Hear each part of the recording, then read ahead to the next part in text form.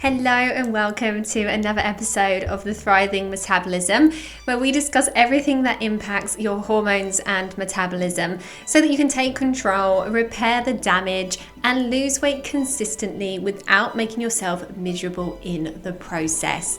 It's my mission to empower you so that you and your metabolism thrives and you never have to go through diet misery again. I'm Louise Digby, registered nutritional therapist, weight loss expert, and founder of the Nourish Method to Lasting Fat Loss. In today's episode, we're going to dive deep into the often overlooked but really important factor in weight gain for women over 40, and that is histamine. Now, many of us have heard of histamine in the context of allergies or immune responses, but did you know it also plays a critical role in our metabolic health? As women age, hormonal changes can significantly impact our body's ability to process histamine, potentially having consequences on your weight and your overall health.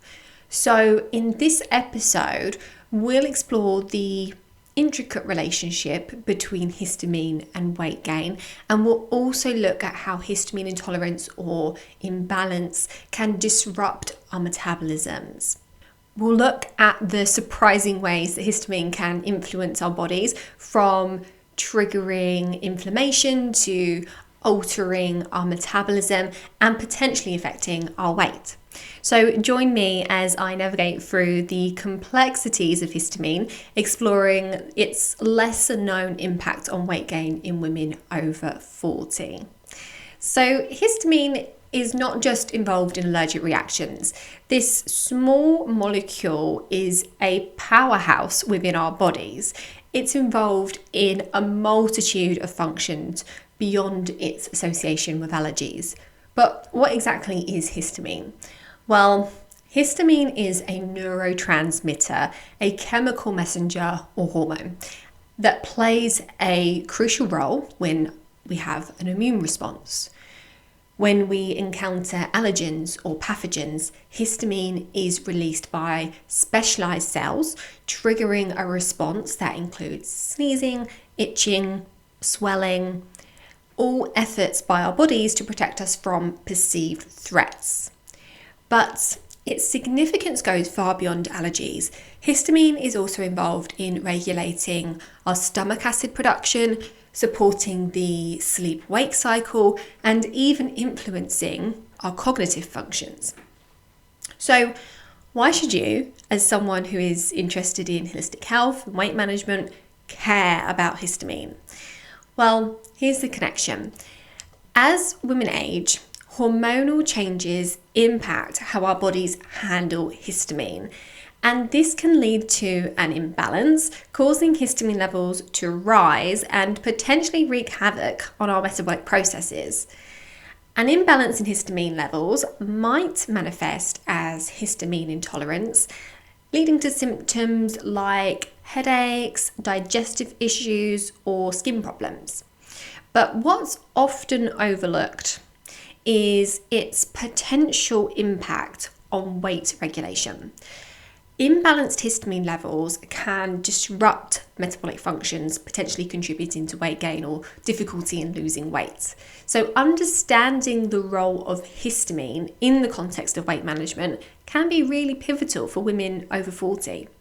And by addressing histamine imbalances, you'll find yourself better equipped to manage weight and improve overall health, and potentially alleviate other associated symptoms. So your hormones silently control a myriad of bodily functions, and for women over 40, these hormonal shifts can create a significant impact on histamine levels. As women age, your hormones change, and especially fluctuations in estrogen levels. This can influence your body's ability to regulate histamine, and estrogen being one of the primary female sex hormones, it can modulate the histamine levels in your body. So when estrogen levels fluctuate, such as during perimenopause and menopause, it can lead to imbalances in histamine becoming more common. During perimenopause and menopause, your estrogen levels tend to decline, and this decline may result in the dysregulation of enzymes responsible for breaking down histamine, and that can potentially lead to an accumulation of histamine in the body. So the consequences of raised histamine levels due to hormonal changes can be quite far-reaching. First and foremost, it can trigger histamine intolerance, which can kind of present as a range of symptoms like headaches and fatigue and digestive issues and skin problems. However, the impact goes deeper. Histamine, when it's not properly regulated, can trigger inflammation throughout the body, and this chronic inflammation can disrupt metabolic processes that influence your insulin sensitivity and potentially contributing to weight gain or hindering your weight loss efforts. Not only that, but imbalanced histamine levels may affect the gut microbiota, disrupting this delicate balance that we have of the beneficial bacteria. This imbalance can further exacerbate inflammation and metabolic issues, creating a cycle that interferes with your weight loss efforts. So, understanding this connection between hormonal changes and histamine levels is really, really critical to helping us to understand the potential strategies to rebalance your histamine levels and alleviate the symptoms and support healthier metabolic function. So, perimenopause, which is the transition between being a menstruating woman and stopping menstruation, it's often plagued by a roller coaster of symptoms, from hot flushes and mood swings to disrupted sleep and migraines. And while these symptoms are commonly associated with hormonal fluctuations, what the research is telling us is that many of these bothersome symptoms may be linked to an increase in histamine levels. The rise in histamine levels can contribute to various perimenopausal symptoms. So for instance, hot flushes and night sweats, which are a hallmark of hormonal changes, might also be influenced by histamine's ability to dilate your blood vessels and alter your body temperature regulation. Plus, histamine's role as an inflammation mediator could actually exacerbate your joint pain and migraines, which are really commonly reported during perimenopause. And then histamine's impact on your neurotransmitter balance, your brain chemical balance, might also contribute to your mood swings and anxiety, which adds another layer to this disruption of your quality of life, which is often experienced during this phase. Now, histamine intolerance can mimic or worsen gastrointestinal symptoms like bloating and cramping and changes in bowel habits, which again are really frequently experienced in women during perimenopause.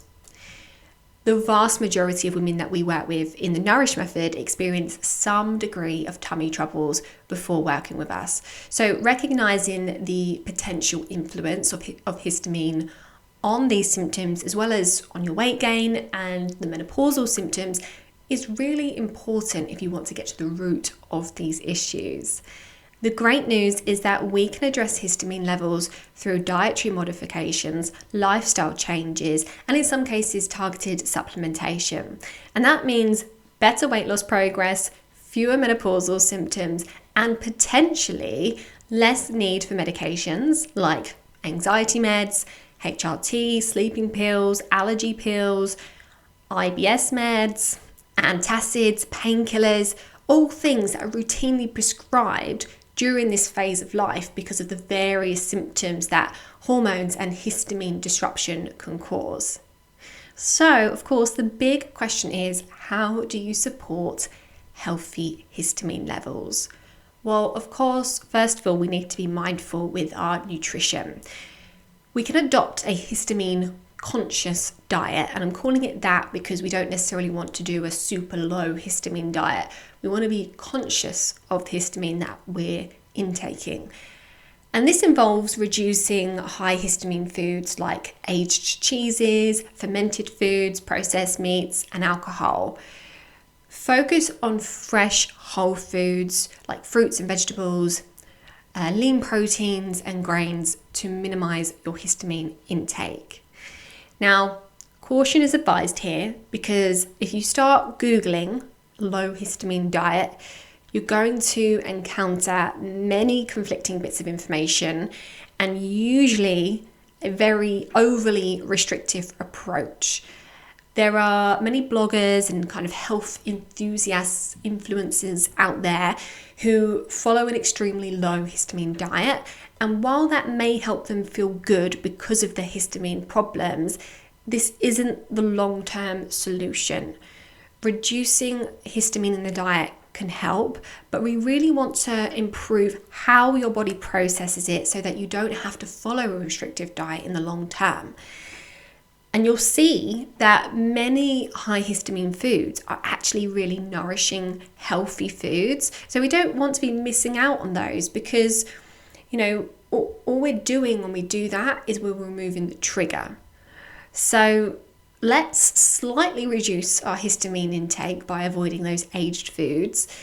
And instead, let's fix the root of the problem. So, as always, with most things, it's best not to Google it. Secondly, we want to nurture your good bacteria. With histamine intolerance, we need to be cautious when it comes to probiotic foods and supplements. So probiotic foods being things like kefir and sauerkraut.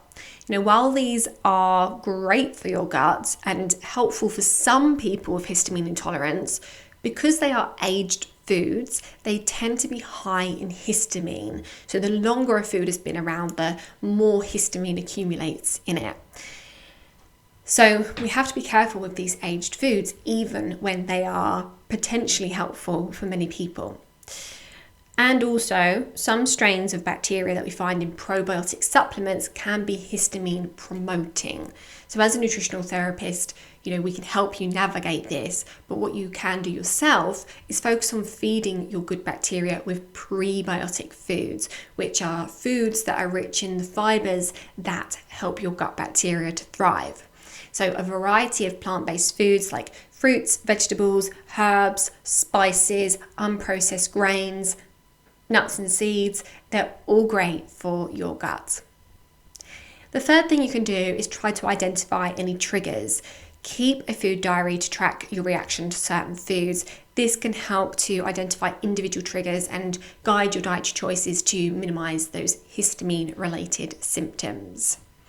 Next, stress management. Stress can really exacerbate histamine intolerance. So adopting stress relief practices like meditation, yoga, deep breathing exercises, or engaging in hobbies that help you to stress levels is definitely part of the action plan.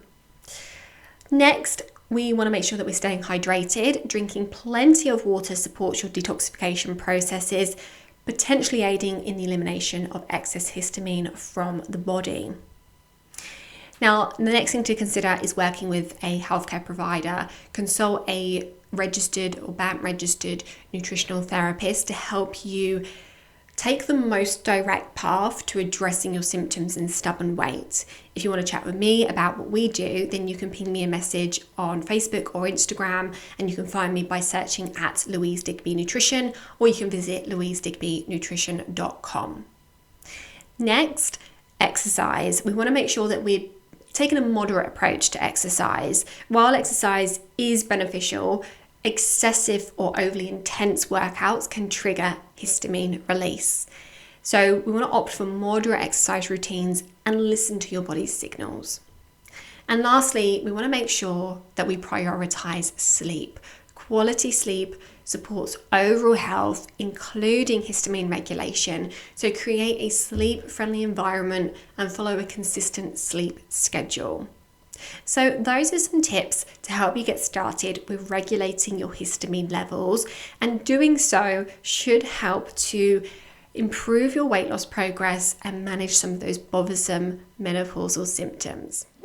Okay, now it's time for a listener's question. And by the way, if you'd like me to answer your questions, please email me at louise@louisedigbynutrition.com and just pop podcast in the subject line.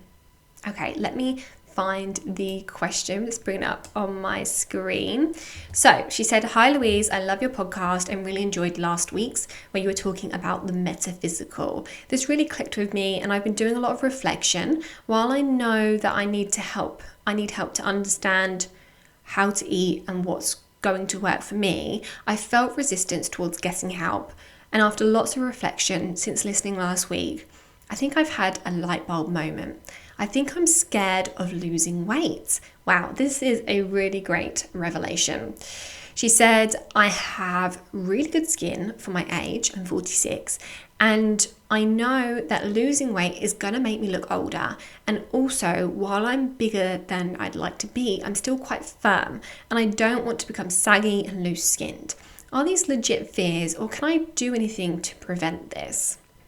This is so good. First of all, good on you for taking time to reflect and do that inner work to discover your limiting beliefs. This is such important groundwork for achieving lasting weight loss, because if you can shift your perspective and your beliefs, then shifting your behaviors will come so much more naturally and will be a long-lasting change as well.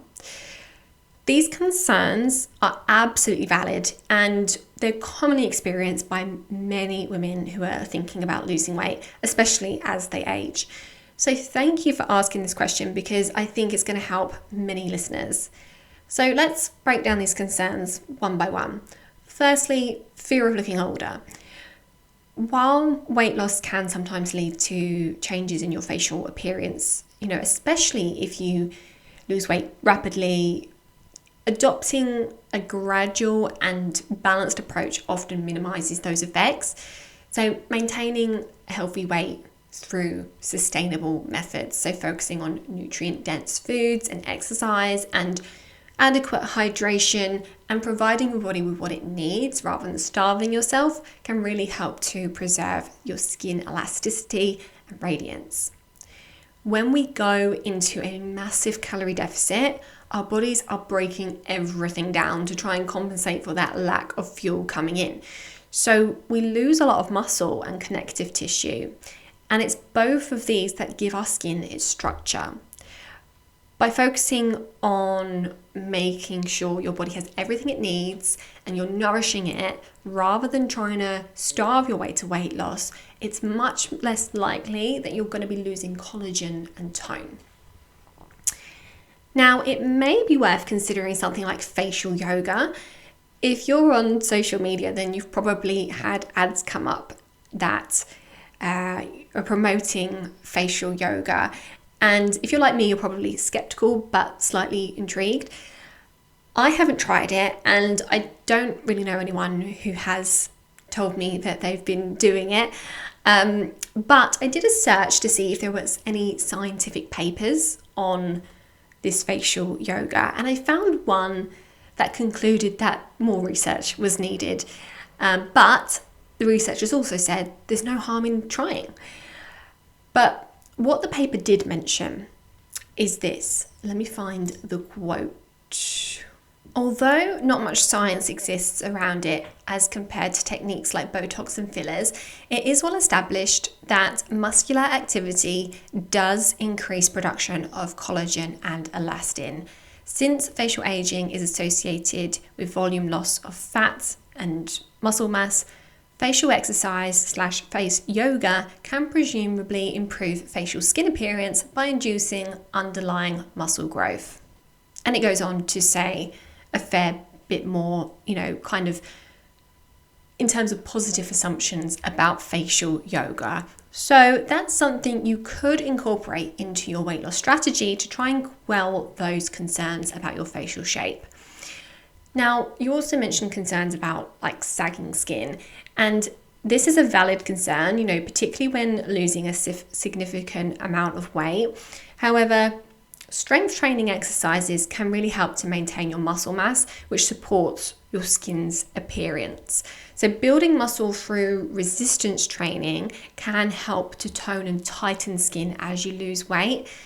Often when people lose weight and regain it, they become flabbier, and that's because they lose a lot of muscle but replace it with fat when the weight goes back on. So maintaining your muscle mass will help you to keep the volume in your skin and structure to your skin, and also reduce the likelihood of regaining weight, because more muscle means a faster metabolism. So while there's no guaranteed way to entirely prevent loose skin during weight loss, these strategies can help to minimize its likelihood. But remember, everyone's body responds differently, and being kind to yourself throughout this journey is really important. Taking time to practice body acceptance is so important. We assume that, we're going to love ourselves more once we've hit the weight loss goal, but this rarely happens. Our bodies are incredible vessels that evolve throughout our lives, responding to various factors like age, experiences, and lifestyle changes. And as we journey through different stages, it's natural for our bodies to undergo transformations. Embracing these changes and practicing body acceptance is a powerful step towards your holistic health. So firstly, it's essential to recognize that aging is a natural process, a beautiful evolution rather than something to resist. Our bodies, like everything in life, change with time. And this change is a testament to our experiences and the wisdom that we've gained and the resilience our bodies exhibit. Body acceptance isn't about ignoring our health goals or abandoning our healthy habits, but it's about nurturing a compassionate relationship with our bodies.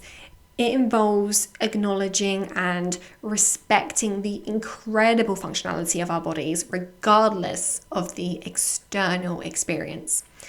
And understanding that societal standards of beauty often really perpetuate the unrealistic ideals can help in reframing your perceptions. So we really want to celebrate diversity and appreciate the uniqueness of individual bodies. So practicing self-care, not just in terms of our physical health, but also in terms of nurturing our mental and emotional well-being, contributes significantly to body acceptance. So engaging in activities that bring you joy and surrounding yourself with supportive communities and prioritizing mental health can all contribute to a healthier body image. Ultimately, embracing body acceptance as we age is about honoring and respecting our bodies for the incredible vessels that they are, capable of carrying us through life's journeys and adapting to changes and continuing to support us in various ways. So remember, aging is a privilege, and practicing gratitude around that really helps. So I hope that helps, and I'm wishing you positive vibes for your weight loss and body acceptance journey. Thank you so much for joining me today. If you'd like to talk to me about anything that I've discussed in this episode, you can reach me on Facebook and Instagram by searching @Louise Digby Nutrition. If you're enjoying this podcast, please head to Apple Podcasts or wherever you get your podcasts. Make sure you hit follow or subscribe, and I'd be so grateful if you left a review. Thanks again, and I'll see you next time.